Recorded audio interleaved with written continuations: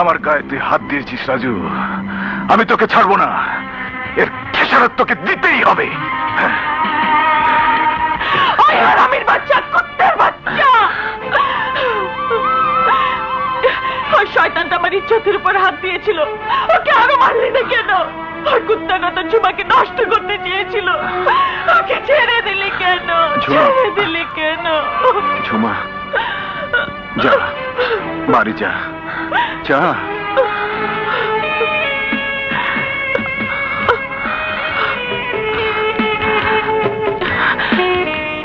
ঝগড়া করবি না তো রাজু?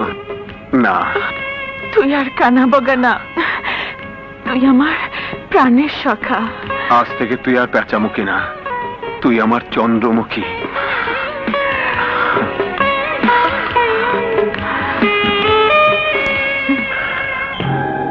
রাজুর পাখনা বেশ শক্ত হয়ে উঠেছে, আর সময় দেওয়া যায় না।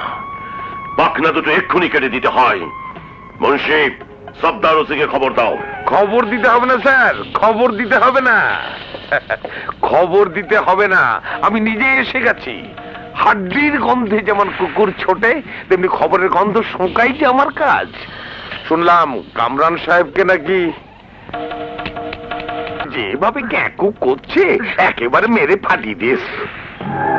হ্যাঁ, এই গরম কমিয়ে দিতে হবে। নিশ্চয়ই কমিয়ে দিতে হবে স্যার, মানে একেবারে আইস ওয়াটার। কিন্তু এদিকে আবার আমার ব্লাড প্রেশারটা। মুন্সি, ওসির ব্লাড প্রেশারটা কমাবার ব্যবস্থা করে দাও।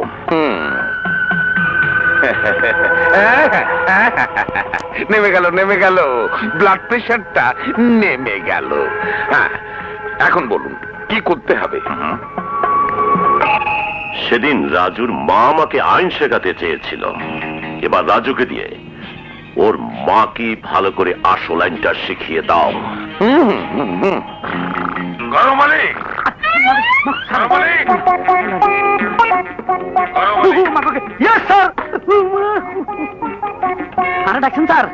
রাজু, রাজু হারামজাদাকে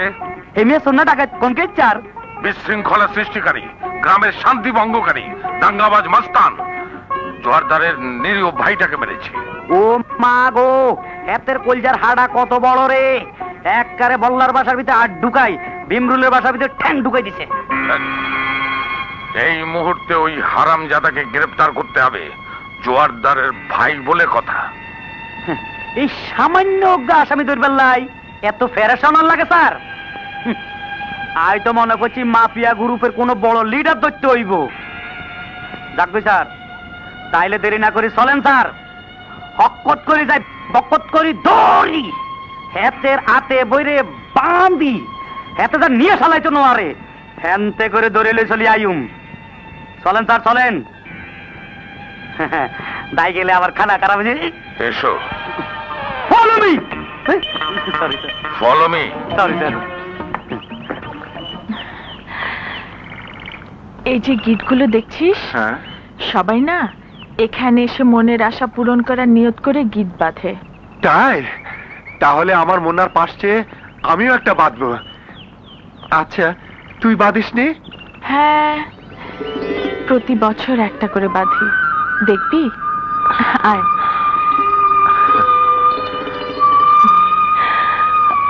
এই দেখ, এই ডালের গিটগুলো সব আমার। তুই কি চেয়েছিস পীর বাবার কাছে? তোর আর আমার বিয়ে হোক, আমি এটাই চেয়েছি। কিন্তু বিয়ে তো আমাদের হয়নি ঝুমা। হয়নি তো কি হয়েছে, হয়ে যাবে। আমাকে ছেড়ে তুই যাবি কোথায়?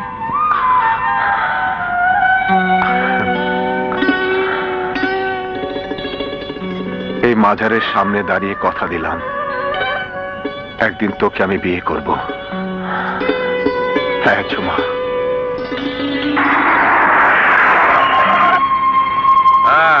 কি চান্দু, খবর কি? হ্যাঁ, মাস্তানগিরি মারাও। আইস তোর মাস্তানগিরি ছুটামু, ধর চালারে। আমি আবার কি মাস্তানি করলাম? কথা কম কর। ওর কোনো দোষ নেই, ওর কোনো দোষ নেই। নিয়ে চল। না,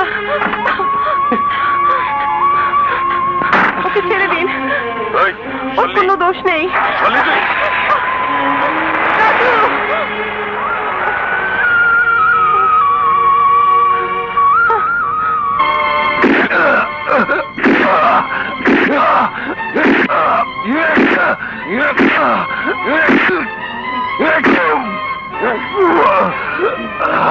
তেরামিরার জায়গা পাস না। তোর মা তো জোয়ারদারকে আইন শিখিয়েছে, এবার আমি তোকে আইন শেখাবো। সন্ত্রাস করিস শালার বেটা, সন্ত্রাস। তোর গুন্ডাবি আমি ছোটাচ্ছি।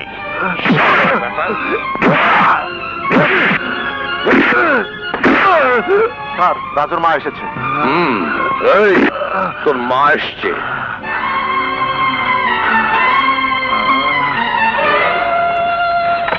আমার রাজুকে ছেড়ে দিন ওসি সাহেব, আমার রাজু কোনো দোষ করেনি। দোষ করেনি? দোষ না করলে আমি কি ওকে এখানে হালুয়া খাওয়ার জন্য হাজতে এনেছি? সন্ত্রাসী শমশেরের সাথে যোগাযোগ করা, সন্ত্রাসীদের সাহায্য করা, আর জোয়ারদার সাহেবের নিরীহ ছোট ভাই কামরান সাহেবকে খুন করার চেষ্টা করা। রাজু সম্পর্কে এসব আপনি কি বলছেন? এই বেকুব নাকি? আমি বলতে যাব কেন? সাক্ষী প্রমাণ আছে, আদালতে মামলা এমনি এমনি হয় না, রীতিমতো সন্ত্রাসী কেস। কমপক্ষে 10 বছরের জেল তো হবেই। হাবিলদার। Yes sir. আমার ব্লাড প্রেশারটা বেড়ে গেছে, কমাবার ব্যবস্থা কর। ভাই সাহেব, আমার ছেলেকে বাঁচান। কি বলবো বোন, এমন কিছু চামার দেশে আছে বলেই দেশে এখনো খুন সন্ত্রাস আছে। 20-25 হাজার টাকার কমে কিছুই হবে না। এই মুহূর্তে এত টাকা আমি কোথায় পাবো?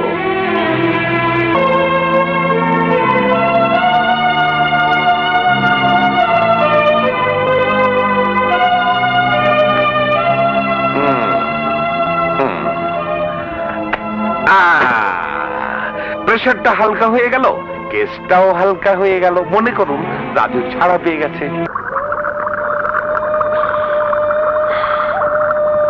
কি হয়ে গেল মা? আজ আমার জন্য শহীদ তার শেষ সম্বল জমিটুকু বিক্রি করে দিল। তাতে কি হয়েছে? তুই বিনা দোষে জেল খেটে মরবি, এ জমি রেখে আমি কি করব? শুধু জমি নয় রাজু, তোর জন্য আমি আমার জীবনও দিতে পারি।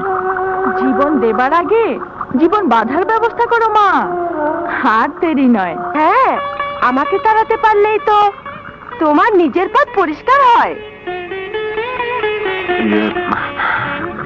ঝুমা ঠিকই বলেছে মা। হ্যাঁ,